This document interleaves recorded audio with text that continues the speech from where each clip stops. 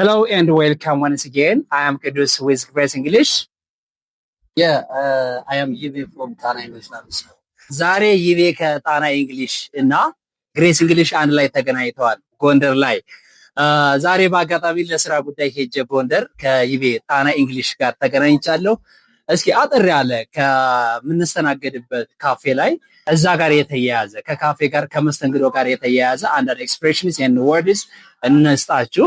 እስከ መጨረሻ አብራችሁን ቆዩ። ከዛ በፊት ግን ይቤ ራሱን በደንብ አድርጎ ያስተዋወቅልን ጣና እንግሊሽ በዩቲዩብ እና በቲክታክ በደንብ በሰፊው የሚታወቅ ልጅ ነው። እናም ራሱን እስኪ ከራሱ አንደበት እንስማው። ስሙት። ሰላም እንዴት ናችሁ? በያላችሁ ይሄ ይባላለሁ። እንግሊዝኛ በዩቲዩብ ቲክታክ አስተምራለሁ። የዩቲዩብ ቲክታክ ቻናሌም ጣና እንግሊሽ ዊዝ ይቬ ይሰኛል ማለት ነው። እዛ ጋር ሰርች ብታደርጉ ልታገኙ ትችላላችሁ። እንግሊዝኛ ማሳደግ መማር ከፈለጋችሁ እንግዲህ እሱ ጋር መማር ትችላላችሁ ማለት ነው። ዛሬ ደግሞ እንግዲህ የምንገኘው ጎንደር ነው እንዳላችሁ፣ ዛሬ ጎንደር ነው የምንገኘው። ካፌ ውስጥ ጁስ አዘናል ማለት ነው። ስለዚህ እንግዲህ አስተናጋጅ፣ ሴት አስተናጋጅ፣ ወንድ አስተናጋጅ ምን ይባላል፣ ትእዛዝ ስናዝዝ አስተናጋጇስ ምንድነው የምትለው የሚለውን ነገር በደንብ አድርገን እናሳያችኋለን ማለት ነው። በጣም አሪፍ። ከራሱ አንደበት እንደሰማችሁ ጣና እንግሊሽ ዊዝ ይቤ እንግሊዝኛ ቋንቋን በሰፊው እየሰጠ ያለ ልጅ ነው። በመሆኑም እዛ ገብታችሁ ሰብስክራይብ ብታደርጉ ብትከታተሉ ቪዲዮዎችን እጅግ በጣም ቁም ነገር አዘል የሆኑ ማህበራዊ የሆኑ ቃላትና ኤክስፕሬሽንስ እዛ ታገኛላችሁ ማለት ነው። እስከ መጨረሻው አብራችሁን ቆዩ። ባይዘው ይቤ ወንድ አስተናጋጅ ምንድነው የሚባለው? ወንድ አስተናጋጅ ምን ይባላል በእንግሊዝኛ? እንግዲህ ወንድ አስተናጋጅ ምንድነው የሚባለው? ዌይተር yes ዌይተር ወንድ አስተናጋጅ ማለት ነው። ሴቷስ ምን ትባላለች? ሴቷ ደግሞ ዌይትረስ ሴት አስተናጋጅ ዌይትረስ ይባላል ማለት ነው። ዌይትረስ ትባላለች። እስኪ ልታዘዝህ ወይም ልታዘዞት ለማለት ምን እንጠቀማለን?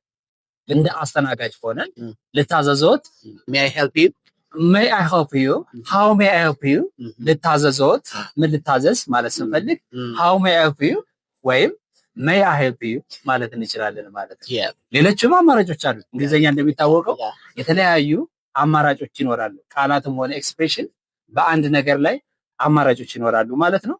ስለዚህ ልታዘዝህ እችላለሁ ስንል ምንድነው የምንለው?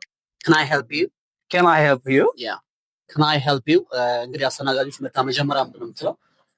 can I help you ልትለን ትችላለች ማለት ነው። yes ታዘዝህ ምን ልርዳህ ማለት ነው። ምን ልርዳህ ወይም ልታዘዝህ እችላለሁ ማለት ስንፈልግ can I help you እንላለን። ለማዘዝ ዝግጁ ነዎት ለማለት ምን እንላለን? ለማዘዝ ዝግጁ ነህ ዝግጁ ነሽ? are you ready to order are you ready to order are you ready to order are you ready to order ዝግጁ ነህ ወይ ልታዘዝ? ቁጭ ብሎ እዛ ጋር አገኘ ነው ዝግጁ መሆን አለመሆኑን ለማወቅ ምን እንላለን?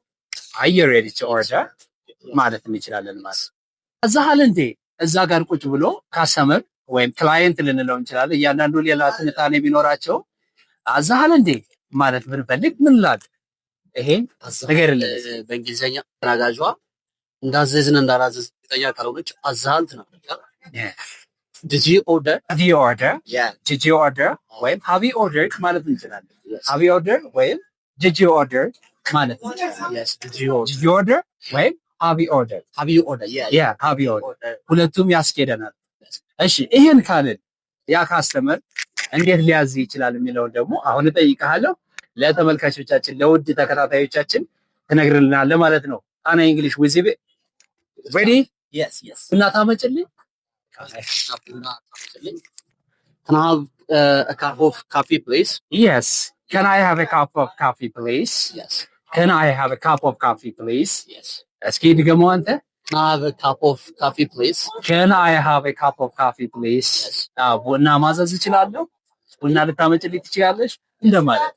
ተጨማሪ ጁስ እፈልጋለሁ ጁስ እፈልጋለሁ I am just drinking juice so እኔ ጁስ እፈልጋለሁ ማለት ፈልግ I would like to have juice I'd like to have juice I like juice or I like juice we can say also like juice or I would like to have juice yes በሁለቱም ያስኬደናል። I like juice ወይም I would like to have juice ማለት እንችላለን።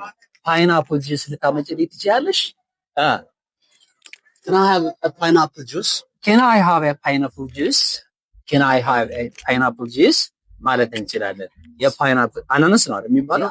አናናስ ጁስ ልታመጭልኝ ትችላለሽ ወይም ትችላለህ ማለት ስንፈልግ ምን እንላለን? a pineapple juice can I have a pineapple juice ማለት እንችላለን ማለት። አሁን ደግሞ ክፍያን አስመልክቶ እኔ ነኝ የምከፍለው ምን ትላለህ? oh no እኔ ቋንቋውን ነው መናገር ልከፍለው አይደለም። ስለዚህ እኔ ነኝ የምከፍለው በለኝ እስኪ። it's on me እኔ የምከፍለው or ሂሳብ በእኔ ነው ማለት ነው። it's on me ማለት ነው። it is on me እኔ ነኝ የምከፍለው ሂሳብ በእኔ ነው። it's on me ወይም I will pay it ማለት እንችላለን። I will pay it እኔ ነኝ የምከፍለው። ይሄ ቤዚክ እንግሊሽ የምንለው ማንኛውም እንግሊዘኛ ቋንቋ የሚናገር ሰው የሚናገረው ነው። ለየት ስናደርገው አድቫንስድ ስናደርገው ደግሞ is on me ማለት ነው። it's on me ማለት yes ስለዚህ እኔ የምከፍለው it's on me ማለት ይችላል። ክፍያ ባንተ ነው ቢሆንስ? ክፍያ ባንተ ነው። እኔ አልከፍልም፣ አንተ ነው የምከፍለው። yes it's on you it's on you it's on you it's on you ክፍያው ባንተ ነው። it's on you ስለዚህ it's on me ስንል ክፍያው በእኔ ነው ማለት ነው። it's on you ስንል ደግሞ ክፍያው ደግሞ ያንተ ነው ማለት ነው። ያንተ ነው ማለት የእሷ ነው ማለት it's on her it's on her የእሱ ነው ማለት it's on him የእነሱ ነው ማለት it's on them it's on them የእነሱ ክፍያው በእነሱ ነው ከበር የሚደረገው ማለት ነው። ለሚከበር ማለት ነው። በነገራችን ላይ ከበር exactly ማለት ነው። እኔ እሸፍነዋለሁ እኔ ዘጋዋለሁ እንላለን። ባለሀብት ስትሆን ማለት ነው። ባለሀብት ስትሆን ሌላው አስተናጋጇ ስትመጣ ይሄ ያንቺ ጉርሻ ነው ወይም ቲፕ። ያው በተለምዶ ቲፕ ነው የምንለው፣ አማርኛው ግን ምንድነው? ጉርሻ ነው። ስለዚህ ያዡ ማለት ስንፈልግ keep the change ይሄ ያንቺ ነው ያዡ ማለት ስንፈልግ ወይም ያዘው ወንድ አስተናጋጅ ዌይተር ከሆነ እንላለን keep the change ወይም ደግሞ ምን ማለት እንችላለን? it's for you ለአንተ ነው the change is yours ያንተ ነው ቲፕ ነው ጉርሻ ነው ማለት እንችላለን። ያው አጠር አድርገን በዚህ አጋጣሚ እዚሁ ክሬት አድርገን ነው በነገራችን ላይ ኮንቴንቷን እዚሁ ክሬት አድርገን ስለተገናኘን በጣም ደስ ስላለኝ አብረን መስራት ስለሚያጓጓኝ ነበር እሱ ጋራ በዚሁ ባገኘሁት አጋጣሚ ያልተዘጋጀንበት ኮንቴንት ነውና ሰፋ አድርገን ሌላ ጊዜ የምናቀርብ ይሆናል። ለዛሬው ግን ለሱ ፍቅሬን ለመግለጽ ለሱ ያለኝን ክብር ለመግለጽ ያዘጋጀሁት ፕሮግራም ነውና እስከ መጨረሻው አብራችሁ ስለቆያችሁ እያመሰገንኩኝ ይቤ የምትለው ካለ ተሰመጨረሽ። ኦኬ በመጀመሪያ thank you very much for having me ስለጋበዝከኝ። ከዚህ ቪዲዮ እንደምታተርፉ ምንም ጥርጥር የለንም። ትማሩበታላችሁ። አክቹሊ መማር ከፈለጋችሁ የትም መቼም በየትኛው ቦታ መማር ስለምትችሉ ማለት ነው። ከዚህ ቪዲዮ ብዙ እንደምታተርፉ ተስፋ አደርጋለሁ።